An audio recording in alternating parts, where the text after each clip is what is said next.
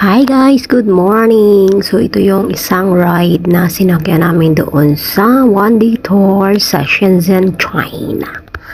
So feel mo lang parang bata, diba? So hindi masyadong busy dyan o walang pila dahil siguro late na kami, marami nang nauna sa amin. So kami lang dalawa ang may-ari ngayon sa rides na yan. So, nasa gitna ng lake po yan. So, good luck sa cellphone nyo. Dapat maingat kayo. Bit-bit yan kasi pag nahulog siya dyan ay di wow. Diba? So, sobrang init yan mga siguro alauna yan. Or alas 2 ng tanghali. So, ayan yon, may bayad yung isaw. Yung galing ka sa taas, mahulog ka, mag-flash.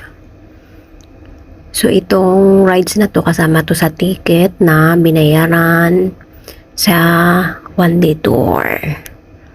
So, ang iba dyan, paid na. Pwede pasukan, ang iba may bayad pa. So, yung sinasabing 90% paid, 10% babayaran mo dito mismo sa park pag nandito ka na. So, enjoy guys!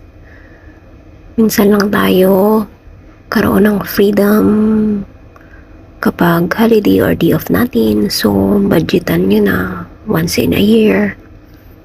$300 Hong Kong dollar lang naman. Char lang.